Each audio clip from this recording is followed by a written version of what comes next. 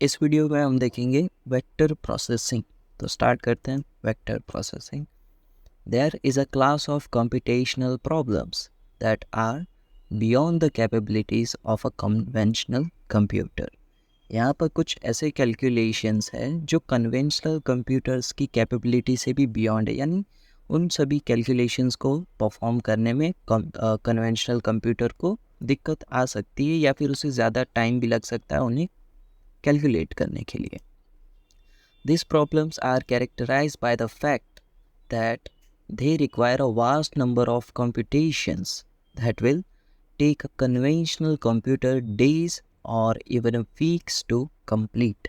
यहाँ पर ये जो भी computational प्रोसेस हो रही है, इन प्रोसेस को कंप्लीट करने में कन्वेंशनल कंप्यूटर को दिन या फिर हफ्ते भी लग सकते हैं। ठीक है, तो यहाँ पर आएगा अब हमारा vector processing. In many science and engineering applications, the problems can be formulated in the terms of vectors and matrices that lend themselves to vector processing.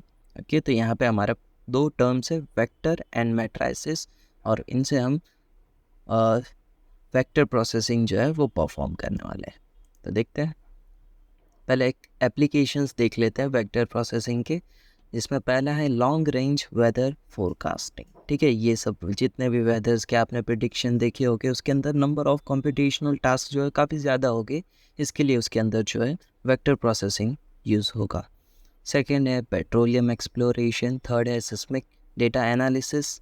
ठीक है, एनालिसिस में तो काफ़ी ज़्यादा टास्क होते हैं, इसके लिए ये भी वेक्टर प्रोसेसिंग के थ्रू किया जाएगा। Medical diagnosis, aerodynamics and space flight simulations, artificial intelligence and expert systems, mapping the human genome and image processing। Okay, तो ये सभी चीज़ों में वेक्टर प्रोसेसिंग जो है वो यूज़ होता है। Matrix multiplication. ठीक है, मैट्रिक्स मल्टीप्लिकेशन क्यों आ गया? क्योंकि यहाँ पे लिखा था ना मैट्राइसिस, इसके लिए अब हमें मैट्रिक्स मल्टीप्लिकेशन देखना होगा। जो हमने डिस्क्रीट मैथ्स में पढ़ा था वही है। Okay, matrix multiplication is one of the most computational intensive operations performed in the computer with vector processor। Matrix multiplication जो है वो भी vector processors का यूज़ करके परफॉर्म किया जाता है। An n cross m matrix of a numbers has n rows and m columns and may be considered as a constituting a set of n row vectors or a set of m column vectors. ठीक है, जैसे हम n रोज और m columns को represent करते हैं, वैसे ही vector processing में क्या हो जाएगा, set of n row vectors हो जाएगा और set of m columns vectors हो जाएगा। Okay, consider for example the multiplication of a 2 3 cross 3 matrices A and B। Okay, ये हमारा A मैट्राइसिस है और ये B मैट्राइसिस है, और इसका आंसर जो है वो C मैट्राइसिस होगा। ओके, तो हम लोग मल्टीप्लिकेशन कैसे करते थे? अगर हमें एक मिनट, अगर C11 हमें C11 हमें अगर फाइंड करना है तो हमें क्या करना होगा, ये फर्स्ट रो का सेकेंड मैट्राइसिस के फर्स्ट कॉलम के साथ हमें मल्टीप्लिकेशन और एडिशन करना पड़ेगा। यानी इसमें क्या होगा, A11 इंटू B11 होगा। ओके, A11 ये लिख दो। ओके, A11 B11 फिर प्लस A12 B21 फिर प्लस A13 B31। ओके, इस तरह से फिर जो भी इसका एडिशन का आंसर आएगा वो होगा हमारा C11। ठीक है, फिर ऐसे ही आपको हर एक के लिए ये मल्टीप्लिकेशन जो है वो फाइंड करना होगा।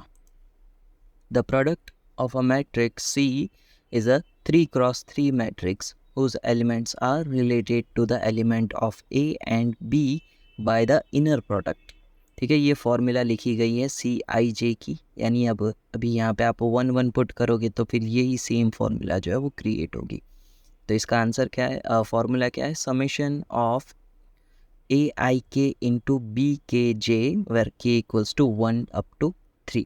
यहाँ पे आप के की जगह पे 1 पुट करो और अभी ए आई को अभी फ़िलहाल 1 रखो, तो आपका पहले ये वाला फॉर्मूला आएगा, ठीक है, इतना फॉर्म होगा, फिर प्लस, फिर आप यहाँ पे के इक्वल्स टू 2 पुट करोगे, ठीक है। यहाँ पे के जो है वो 1 से 3 है, 3 क्यों है, क्योंकि 3 क्रॉस 3 मैट्रिक्स है इसके लिए।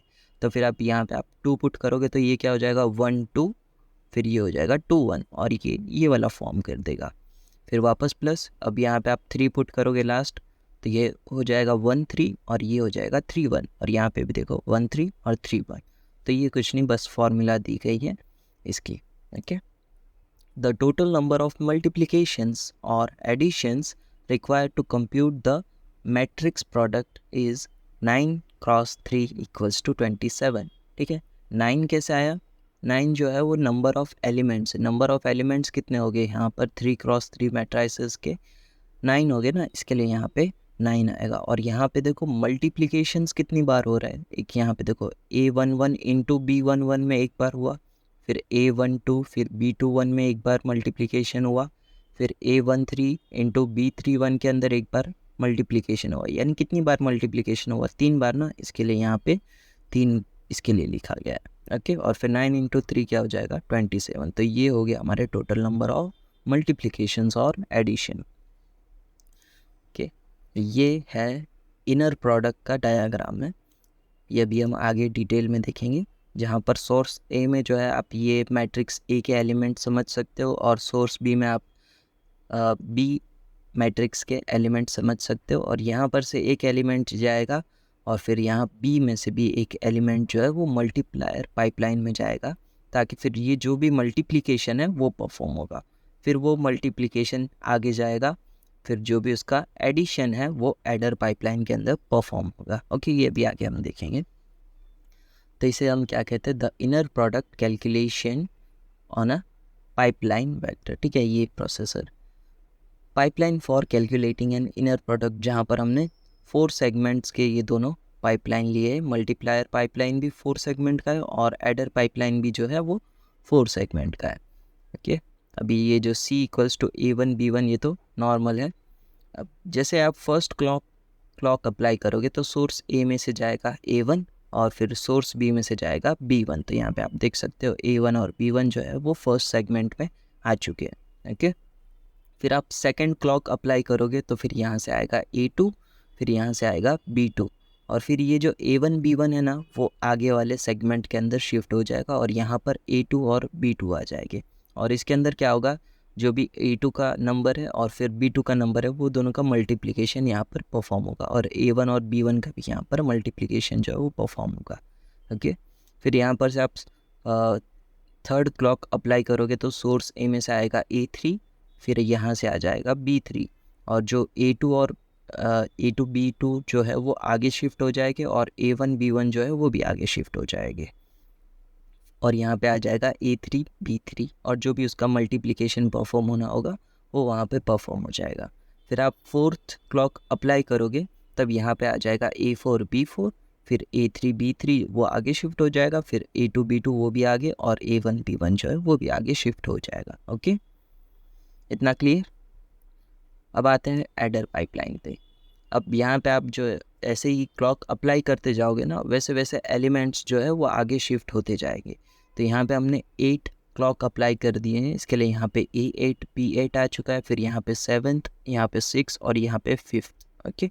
और जो भी हमारा A4 से A1 वाले जितने भी एलिमेंट्स थे वो अब एडर पाइपलाइन में आ चुके हैं, ओके।